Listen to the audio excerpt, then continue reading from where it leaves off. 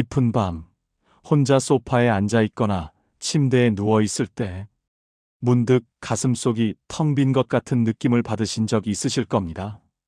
50대, 60대를 넘어가면서 이상한 감정이 찾아옵니다. 내 인생이 잘못된 건가? 진심으로 대화 나눌 사람이 왜 이렇게 없지? 젊었을 때 술잔 나누며 평생 함께할 것 같던 친구들도 어느새 연락이 끊기고 신뢰했던 이들에게 배신당하기도 합니다. 하지만 너무 자책하지 마세요. 지금 느끼는 공허함은 잘못 살아서가 아닙니다. 오히려 이제야 불필요한 인연들이 정리되고 진정한 나와 만날 시간이 온 것입니다. 철학자 쇼펜하우어는 이렇게 말했습니다. 인간은 본래 고독한 존재다. 타인에게서 행복을 구하는 순간 불행이 시작된다. 오늘은 쇼펜하우어의 냉철한 통찰을 통해 인생 후반부를 당당하게 혼자 걸어가는 방법을 나눠보려 합니다. 지금 곁에 아무도 없다면 오히려 축하드립니다. 당신은 이제야 진정한 자유를 얻은 것입니다. 우리는 교육받았습니다. 진심은 통한다. 선한 행동에는 선한 결과가 따른다고요. 그런데 실제로는 어떤가요?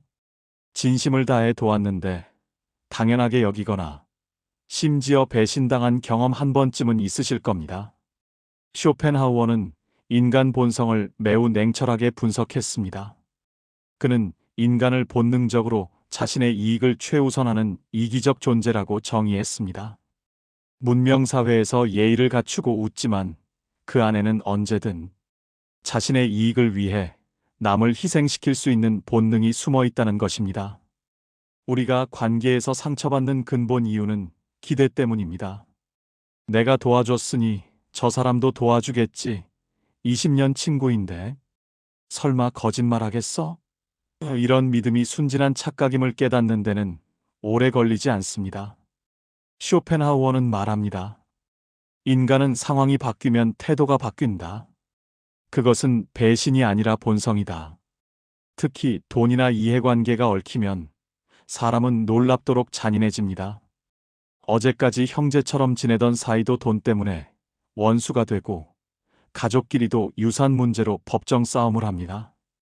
그러니 배신당했다고 너무 괴로워하지 마세요. 그 사람이 유독 나빠서가 아니라 인간이라는 존재 자체가 그렇습니다. 쇼펜하우어는 또한 타인에게 지나치게 관대하거나 친절하지 말라고 경고합니다. 매정하게 들릴 수 있지만 이보다 현실적인 조언도 없습니다. 그 사람은 당신이 끝없이 친절을 베풀면 고마워하기는커녕 당신을 만만하게 여기기 시작합니다. 처음 호의를 베풀면 정말 감사합니다라고 합니다. 두 번째는 고맙네요라고 짧게 말합니다. 세 번째부터는 아무 말도 없습니다. 네 번째 호의를 베풀지 않으면 왜 안 해줘? 달라졌네라며 화를 냅니다. 호의가 계속되면 권리로 착각한다는 말 경험해보지 않으셨나요? 응석을 다 받아주면 버릇 없어지는 아이처럼 무조건적인 희생은 상대를 오만하게 만들고 나를 병들게 합니다. 오히려 조금 까칠하고 무리한 부탁은 단호히 거절하며 냉정하게 선을 긋는 사람에게 사람들은 함부로 하지 못하고 예의를 갖춥니다. 착한 사람보다 함부로 대할 수 없는 사람이 되는 것이 자신을 지키는 길입니다. 한 번 배신한 사람은 다시 배신한다. 쇼펜하우어는 구체적인 조언을 줍니다. 한 번 절교한 친구와는 절대 화해하지 말라. 혹시 옛정이 그리워서 너무 외로워서 배신했던 친구를 다시 받아들이려 하시나요? 절대 그러지 마세요. 그 사람이 당신을 배신했던 성격과 본성은 변하지 않습니다. 사람은 고쳐 쓰는 게 아니다라는 옛말은 틀리지 않았습니다. 같은 상황이 오면 그는 반드시 똑같은 방식으로 당신에게 상처를 줄 것입니다. 배신자는 용서하는 것이 아니라 내 인생에서 조용히 그리고 영원히 퇴장시키는 것이 현명한 처세입니다. 그렇다면 사람을 다 믿지 말고 내쳐야 한다는 말일까요? 산속에 들어가 혼자 살라는 걸까요? 아닙니다. 쇼펜하우어는 상처받지 않는 지혜로 고슴도치의 우화를 들려줍니다. 추운 겨울날 고슴도치들이 얼어 죽지 않으려고 서로 다가갔습니다. 체온을 나누려고 몸을 밀착시키는 순간 서로의 날카로운 가시에 찔려 비명을 지르며 떨어졌습니다. 하지만 떨어지면 다시 추위가 찾아옵니다. 고슴도치들은 붙었다 떨어지기를 반복한 끝에 마침내 가시에 찔리지 않으면서도 적당히 온기를 나눌 수 있는 최적의 거리를 찾았습니다. 인간관계도 똑같습니다. 너무 멀어지면 외롭고 너무 가까워지면 반드시 상처받습니다. 우리가 겪는 관계의 고통 대부분은 이 거리를 조절하지 못해서 생깁니다. 우리가 남이야? 라며 선을 넘고 상대의 모든 것을 알려하고 나의 밑바닥까지 보여주려 할 때 비극이 시작됩니다. 나이 50이 넘으면 정중한 무관심을 익혀야 합니다. 이것은 상대를 무시하는 게 아닙니다. 예의는 지키되 마음의 깊은 곳까지는 내어주지 않는 태도입니다. 겉으로는 웃으며 인사하지만 내면의 가장 깊은 방에는 아무도 들이지 않는 것입니다. 이것은 가족이라도 예외가 아닙니다. 가족이니까 다 이해해 주겠지. 가족이니까 함부로 말해도 되겠지. 마이너스 이것은 착각입니다. 가장 날카로운 가시로 가장 깊은 상처를 주는 사람은 역설적으로 가장 가까운 가족인 경우가 많습니다. 가까운 사이일수록, 가족일수록 더욱 예의를 지키고 적당한 거리를 유지해야 합니다. 자식에게 너무 많은 기대를 하지 말고 부모에게도 너무 많은 희생을 강요하지 않는 것. 그 적당한 선이 오히려 관계를 오래 지속시킵니다. 기대를 버리면 실망도 없다. 인간관계를 편안하게 만드는 가장 쉬운 방법은 아이러니하게도 타인에 대한 기대를 버리는 것입니다. 상대가 나를 알아주기를, 내 마음을 헤아려 주기를, 내가 해준 만큼 보답해 주기를 바라는 마음을 내려놓으세요. 기대가 없으면 실망도 없습니다. 누군가 친절을 베풀면 운이 좋았구나 하고 감사하면 되고, 베풀지 않아도 원래 인간은 그러니까 하고 넘기면 됩니다. 이렇게 마음먹으면 타인의 무례함이나 배신에도 크게 동요하지 않게 됩니다. 저 사람은 저런 사람이구나. 내 인생의 조연일 뿐이니 퇴장시키면 그만이라고 쿨하게 넘길 수 있는 내공이 생깁니다. 그리고 제발 당신의 비밀을 남에게 말하지 마세요. 너만 알고 있어라고 말하는 순간 그 비밀은 이미 비밀이 아닙니다. 쇼펜하우어는 나의 비밀을 지키는 것은 오직 나 자신뿐이라고 했습니다. 내가 힘든 사정을 털어놓으면 당장은 위로받는 것 같지만 결국 그것은 내 약점이 되어 돌아옵니다. 타인은 남의 불행을 보며 겉으로는 위로하지만 속으로는 나는 저 정도는 아니니 다행이다라는 묘한 안도감과 우월감을 느낍니다. 나의 불행은 그들의 술안주가 되고 나의 성공은 시기와 질투의 대상이 될 뿐입니다. 입을 다물고 보여주지 마세요. 자랑하지도 말고 하소연하지도 마세요. 할 말이 있어도 침묵하고 속을 알 수 없는 사람이 되는 편이 낫습니다. 말은 한 번 내뱉으면 주워 담을 수 없고 결국 내가 뱉은 말이 나를 올가맵니다. 현명한 사람은 말하기보다 듣기를 선택하고 자신을 드러내기보다 감추는 법을 압니다. 여기까지 들으시면 혹시 걱정되실 수도 있습니다. 사람을 믿지 말고 거리를 두고 기대하지 말라니. 그럼 결국 내 곁엔 아무도 안 남는 거 아닌가? 너무 쓸쓸한 거 아닌가? 맞습니다. 쇼펜하우어의 조언대로 관계를 정리하다 보면 필연적으로 우리는 혼자가 됩니다. 하지만 바로 이 지점에서 쇼펜하우어 철학의 정수가 빛을 발합니다. 그는 우리가 두려워하는 혼자 남겨진 상태가 사실은 비극이 아니라 신이 인간에게 준 최고의 기회라고 말했습니다. 왜 혼자인 것이 축복일까요? 많은 사람이 혼자 있는 시간을 견디지 못합니다. 퇴근 후 집에 들어와 정적이 흐르면 그 고요함이 무서워서 TV부터 켜거나 의미 없는 술자리를 찾아 전화를 만지작거립니다. 사람들은 그것을 외로움이라고 부르며 괴로워합니다. 마치 세상에서 버려진 것 같은 느낌, 아무도 나를 찾지 않는다는 비참함에 몸서리칩니다. 하지만 쇼펜하우어는 우리가 반드시 구분해야 할 것이 있다고 말합니다. 바로 외로움 롤리너스과 고독 살러투드의 차이입니다. 남들이 나를 만나주지 않아서 타인과의 단절로 느끼는 고통이 외로움이라면, 내가 스스로 선택하여 나 자신과 마주하는 충만한 시간, 그것이 바로 고독입니다. 외로움이 혼자 있는 고통이라면 고독은 혼자 있는 즐거움입니다. 쇼펜하우어는 단언합니다. 인간은 오직 혼자일 때만 진정한 자기 자신이 될 수 있다. 타인과 함께 있을 때 우리는 가면을 쓴다. 생각해 보세요. 우리는 누군가와 함께 있을 때 어쩔 수 없이 가면을 씁니다. 상대의 기분을 살피고 분위기를 맞추기 위해 본 모습을 조금씩 억누르고 연기합니다. 그것은 사랑하는 가족이나 연인 사이에서도 마찬가지입니다.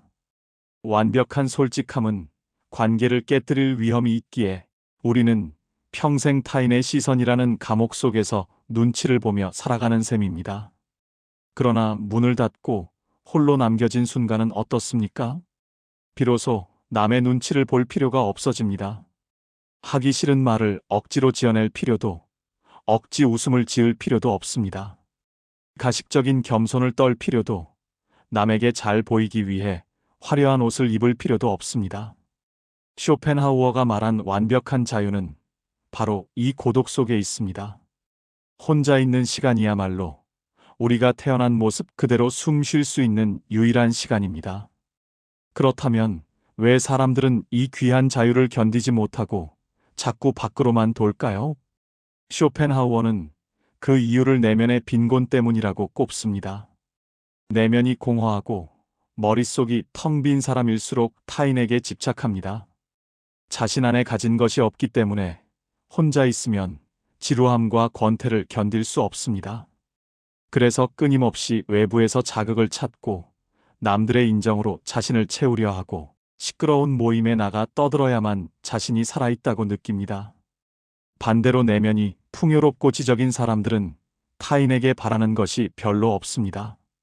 그들은 혼자 있는 시간에 책을 읽고 사색하고 정원을 가꾸고 음악을 들으며 누구와 함께 있을 때보다 더 충만한 기쁨을 느낍니다.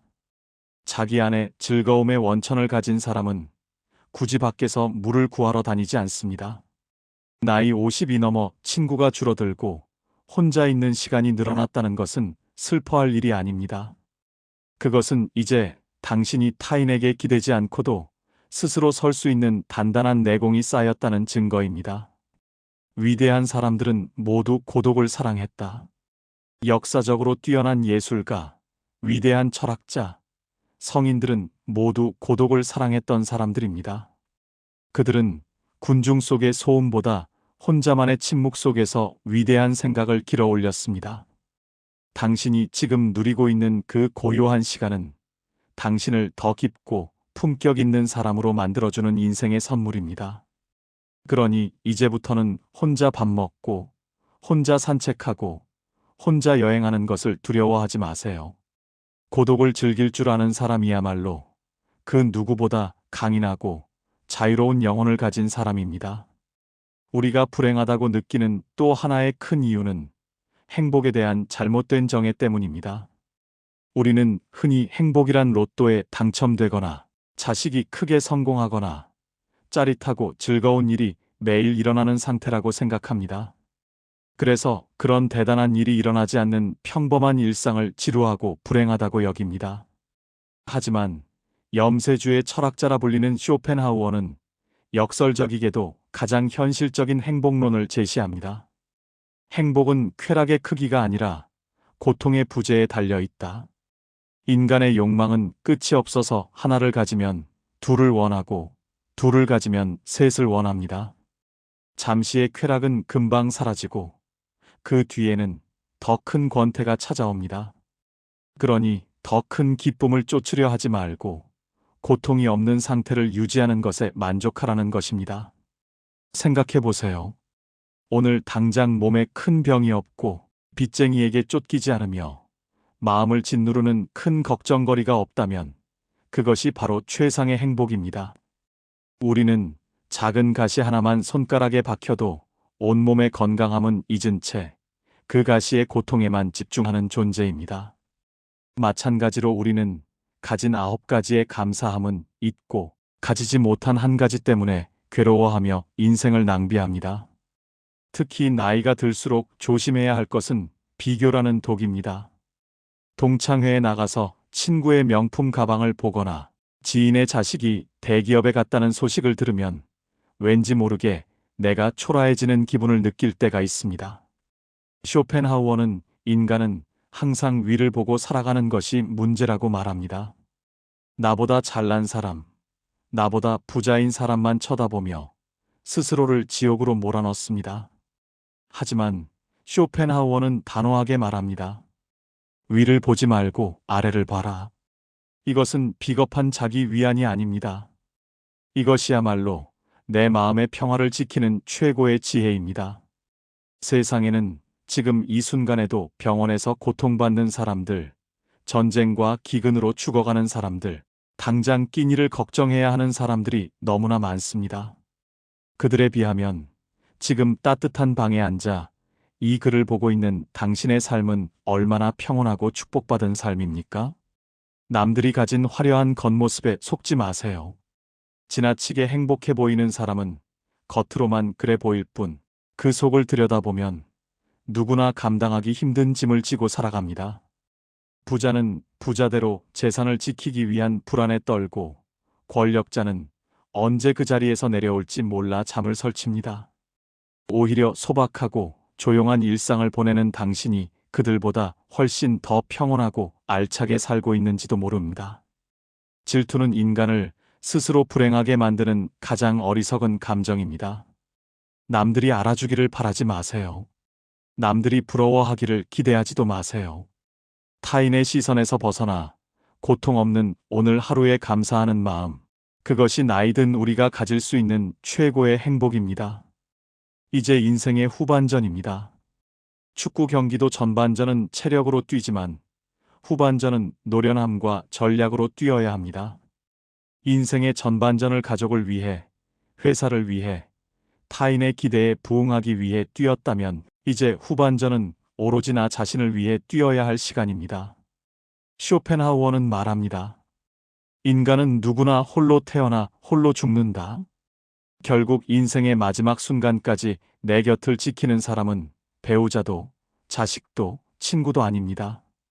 바로 거울 속의 나 자신뿐입니다. 그런데 우리는 평생을 남을 위해 사느라 정작 가장 소중한 나 자신과는 대화 한 번 제대로 나눠본 적이 없습니다. 그래서 혼자가 되면 무엇을 해야 할지 몰라 당황하고 두려워하는 것입니다.